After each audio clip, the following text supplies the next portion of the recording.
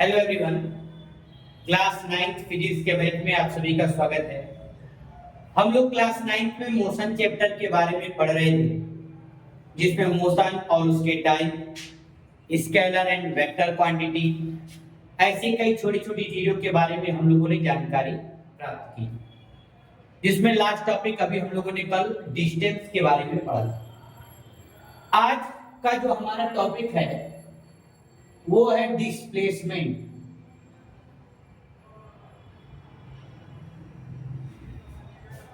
बहुत ही important topic है, बहुत ही अलग अलग तरीके से इस पे क्वेश्चन भी आते हैं। हम लोग आज इसके बारे में डिस्कस करेंगे। डिस्प्लेसमेंट, बात क्लियर? तो सबसे पहले अगर कोई डिस्प्लेसमेंट का डिफिनेशन पूछता है कि सर व्हाट इज डिस्प्लेसमेंट, तो आपको बताना है the shortest distance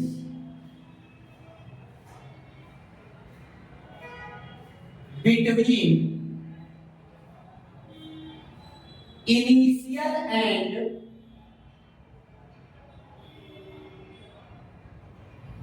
final position of any body called displacement. ये तो इसका हो गया डिफिनेशन कि मान लीजिए आप किसी पॉइंट ए पर हैं और आपको पॉइंट बी तक आना है, ठीक? पॉइंट ए से बी तक आने का एक रास्ता ऐसे आप गए, थोड़ा घूम-घाम करके पहुंच गए, या आप गए ए से बी तक, आप ऐसे ऐसे ऐसे ऐसे ऐसे ऐसे ऐसे पहुंच गए, या आपने तुरंत सीधा रास्ता पकड़ा, पहुंच गए। अब ए से बी तक का जाने का ये भी एक रास्ता है, ये भी एक रास्ता है, पाथ 1, पाथ 2 एंड पाथ 3। ए से बी तक आप तीनों रास्तों से जा सकते हो, लेकिन जो ए से बी तक का जाने का जो सबसे छोटा रास्ता है, जो सबसे स्मॉलेस्ट पाथ है, उस स्मॉलेस्ट पाथ को हम लोग डिस्प्लेसमेंट कहते हैं। आपको बात समझ में आ रही होगी? समझ में आ रही ना? यानी कि अगर आपको यहां से इस पॉइंट से इस पॉइंट पे पहुंचना है तो आप ऐसे भी जा सकते हो, आप ऐसे ऐसे भी जा सकते हो, आप नीचे के रास्ते भी जा सकते हो, आप इधर से घूम के भी जा सकते हो, और आप सीधे भी जा सकते हो। बात क्लियर है? तो जब आप दो पॉइंट में ट्रेवल करना चाहोगे, दो लोकेशन पे पहुंचना चाहोगे, तो एक लोकेशन से दूसरे लोकेशन के बीच का जो सबसे स्मॉलेस्ट डिस्टेंस होता है उसे हम लोग डिस्प्लेसमेंट कहते हैं। बात क्लियर समझिएगा भैया? डिस्प्लेसमेंट के बारे में हम आपको एक बात बता दें, यह वेक्टर क्वांटिटी है, यानी कि इसमें डायरेक्शन भी होता है। अगर डायरेक्शन की बात नहीं करेंगे तो डिस्टेंस बन जाएगा। हाँ, याद रखिए, अगर एक डिस्प्लेसमेंट में डायरेक्शन हटा दिए तो वो डिस्टेंस है, क्योंकि डायरेक्शन हटा देंगे तो केवल बचेगा न्यूमेरिकल वैल्यू, और जिस क्वांटिटी में केवल न्यूमेरिकल वैल्यू होता है वो स्केलर होता है, पढ़ाए हैं हम आपको। तो अगर डिस्प्लेसमेंट में से डायरेक्शन हटा दिए, केवल डिस्टेंस बच गया ना, केवल न्यूमेरिकल वैल्यू बच गई ना। तो कहने का मेरा मतलब है कि the shortest distance between initial and final position of any body is called displacement. किसी बॉडी के इनिशियल और फाइनल पोजीशन के बीच का जो सबसे छोटा रास्ता होता है उसी को बाबू लोग हम लोग डिस्प्लेसमेंट कहते हैं। यह एक वेक्टर क्वांटिटी है, मतलब इसमें डायरेक्शन होगा। जब ए से बी में जाएंगे तो ए से बी का डायरेक्शन, और जब बी से वापस ए में आएंगे तो बी से ए का डायरेक्शन। ये थोड़ा सा सिंपल होता है, वेक्टर क्वांटिटी को ऐसे एरो से लिखते हैं भैया। वैसे आपके 9th स्टैंडर्ड में इतनी डीपली कॉन्सेप्ट नहीं है, लेकिन जब आप 11th में जाएंगे वहां पर इसके बारे में बात की जाएगी, क्योंकि जो 9th में टॉपिक मिलेगा वो आपको 11th में दोबारा मिलेगा। बस 9th में वन लाइनर पढ़ रहे हो और 11th में वो ब्रॉड फॉर्म में पढ़ो। तो अगर कोई भी आपसे कहता है कि सर डिस्प्लेसमेंट के बारे में हम बात कर रहे हैं, तो आपको एकदम बहुत अच्छी बात है। डिस्प्लेसमेंट सर क्या होता है? The shortest distance between initial and final position of any body is called displacement. किसी बॉडी के इनिशियल और फाइनल पोजीशन के बीच का जो सबसे छोटा दूरी है उसी को हम लोग डिस्प्लेसमेंट कहते हैं, या वेक्टर क्वांटिटी है। इसमें डायरेक्शंस भी होती हैं, और साथ में मैं बताऊं तो डिस्प्लेसमेंट का जो यूनिट होता है या साई यूनिट, जिसके बारे में कल भी बात कर रहे हैं, वही होता है जो डिस्टेंस का होता है। डिस्प्लेसमेंट का भी यूनिट वही होता है जो डिस्टेंस का होता है, दोनों का यूनिट आपका सेम ही है। तो अगर कोई भी आपसे कहे कि डिस्टेंस या डिस्प्लेसमेंट में सबसे बड़ा अंतर क्या है, तो डिस्टेंस एक स्केलर क्वांटिटी है, डिस्प्लेसमेंट एक वेक्टर क्वांटिटी है। दो पॉइंट के बीच का जो सबसे छोटा रास्ता है उसी को हम लोग डिस्प्लेसमेंट कहते हैं, या एक वेक्टर क्वांटिटी है, इसका एसआई यूनिट मीटर होगा। बात क्लियर समझ में आ गई? अब बात करते हैं थोड़ा सा उसके आगे। समझ में आया? क्लियर है? आप उसको डेफिनेशन के तौर पे लिख सकते हैं, डायग्राम भी आप बना सकते हैं कि पार्ट 1 है, पार्ट 2 है, पार्ट 3 है। तो जो सबसे छोटा पार्ट है वही क्या है आपका? डिस्प्लेसमेंट। अब बात करते हैं सर डिस्प्लेसमेंट की वैल्यू पॉजिटिव भी होगी। एक मिनट,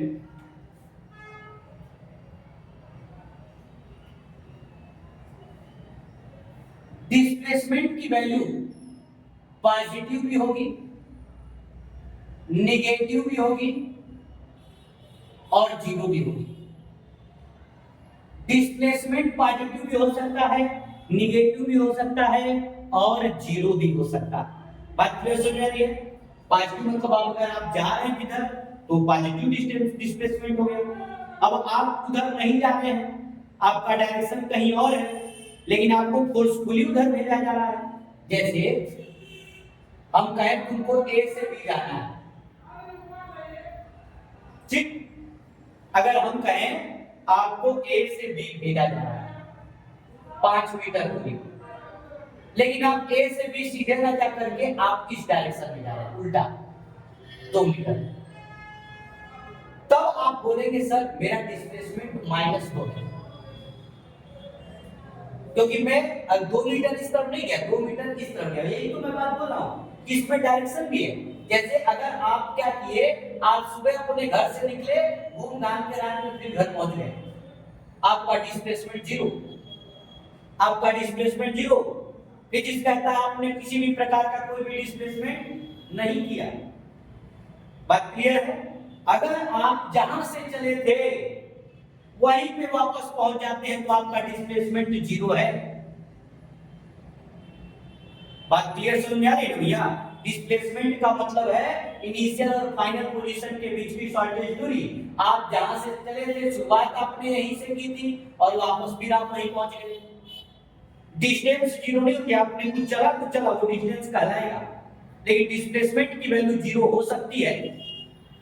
डिस्टेंस नेगेटिव नहीं होता, लेकिन डिस्प्लेसमेंट अगर आपका डायरेक्शन इधर है, आपको जाना इधर है, आपका डायरेक्शन इधर है, आपको जाना इधर है, आप उल्टा जा रहे हो, तो किताबों में लिखा जाएगा सर -2 में चला उल्टा।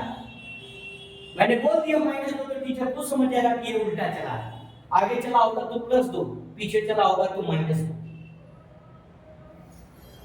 बात समझ में आ गई?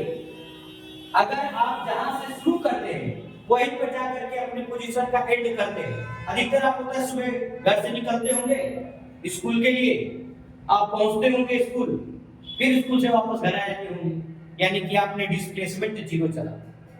भले आपका स्कूल का रास्ता था, आपने घर से निकले, आप स्कूल तक गए, आपके घर से स्कूल मान लीजिए 4 मीटर की दूरी पर है, वापस भी आए 4 मीटर, आपने टोटल डिस्टेंस कितना चला? आपने 8 मीटर डिस्टेंस चला, 4 आना 4 जाना, लेकिन आपका टोटल डिस्प्लेसमेंट क्या हो गया? जीरो हो गया। टोटल डिस्प्लेसमेंट आपने क्या चल दिया, 0। तो बात क्लियर है सभी को। डिस्प्लेसमेंट एक वेक्टर क्वांटिटी है, डिस्प्लेसमेंट का एसआई यूनिट मीटर है।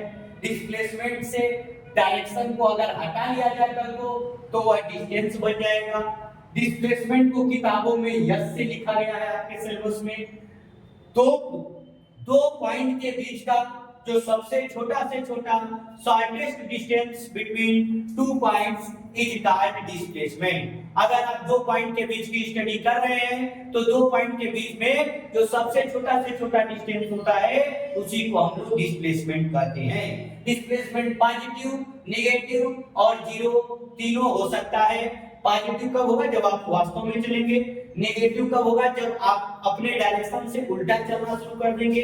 मान लीजिए मेरा डायरेक्शन इधर था लेकिन मैं उसके उल्टा भी ट्रेवल करने लगूं तो मेरा डिस्प्लेसमेंट क्या हो गया, नेगेटिव। और अगर मैं जहां से चला था वहीं पर वापस पहुंच गया तो उस कंडीशन पे मैं बोल सकता हूं कि मेरा डिस्प्लेसमेंट क्या होगा, 0। बात क्लियर है। अब इसमें कुछ छोटी छोटी बातें, कुछ फैक्ट चीजें हैं। अब आपने इसको लिख लिया होगा। पहला फैक्ट चीजिए, फैक्ट 1। ये फैक्ट जो है आपको न्यूमेरिकल में हेल्प करेगा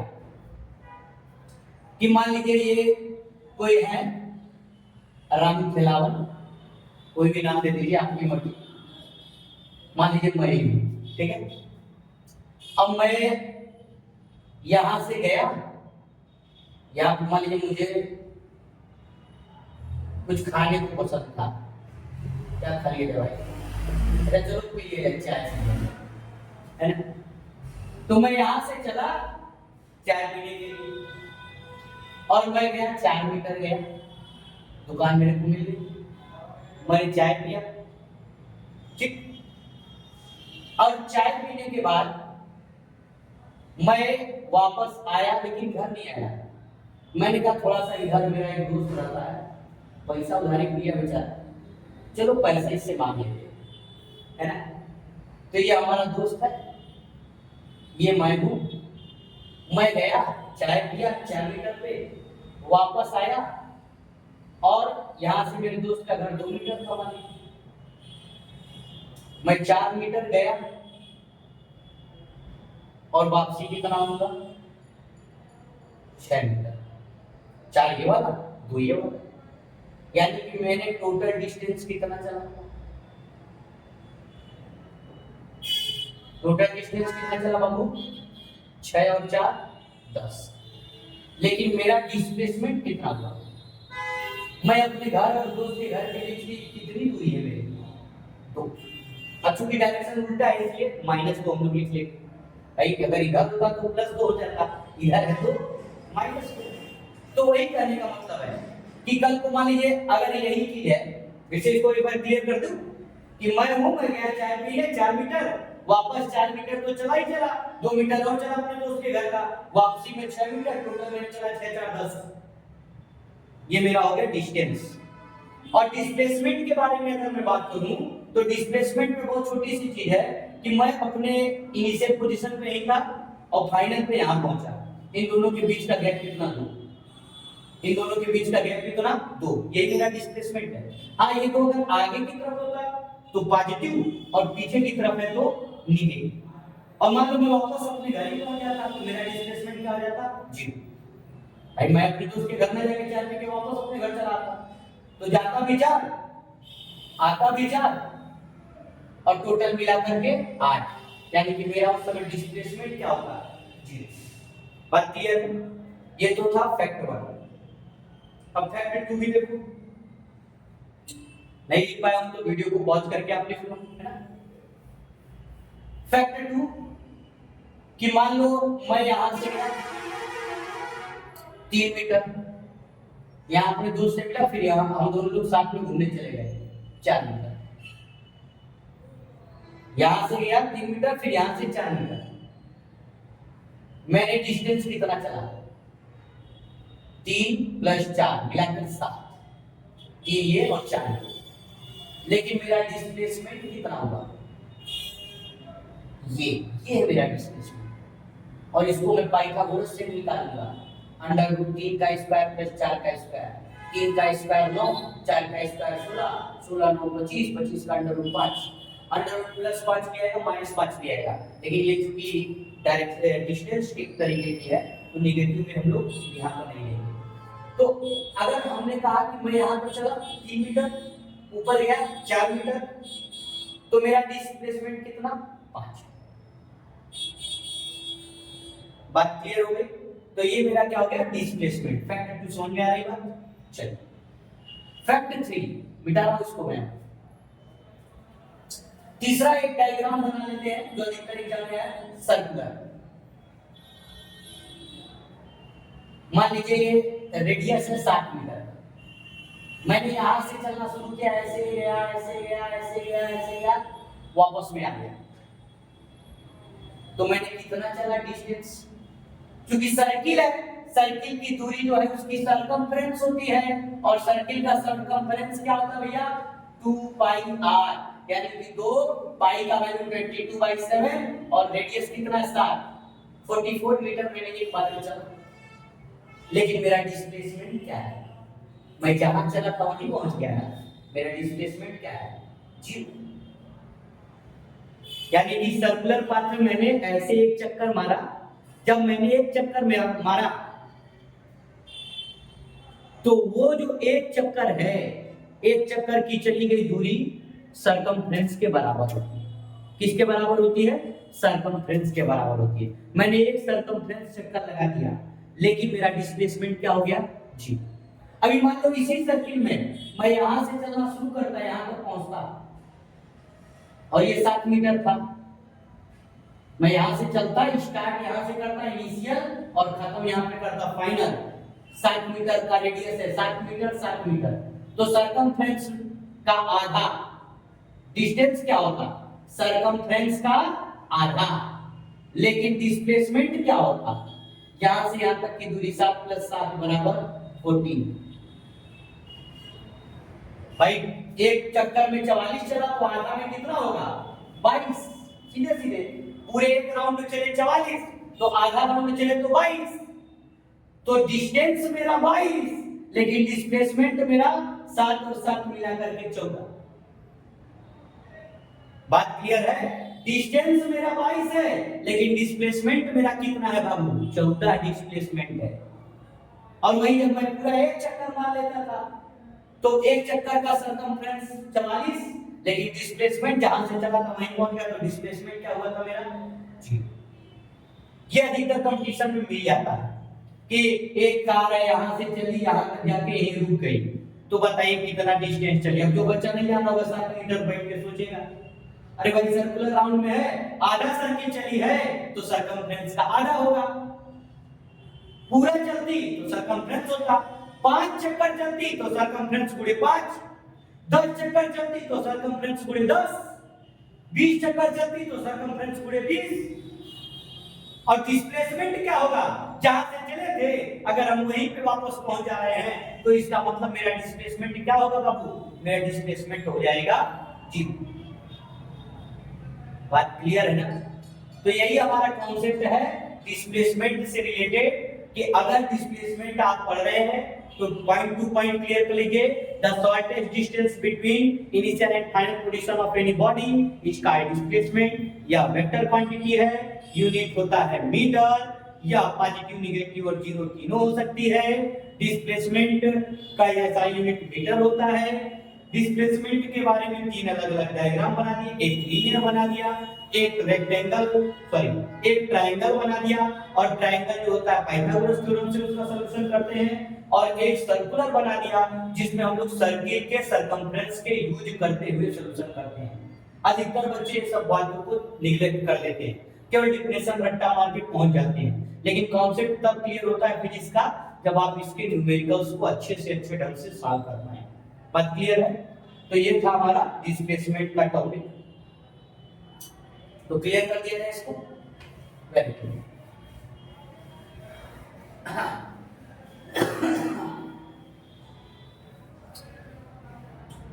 अब डिस्प्लेसमेंट के बाद अगला जो हमारा टॉपिक है उसका नाम है speed. Definition: total distance traveled by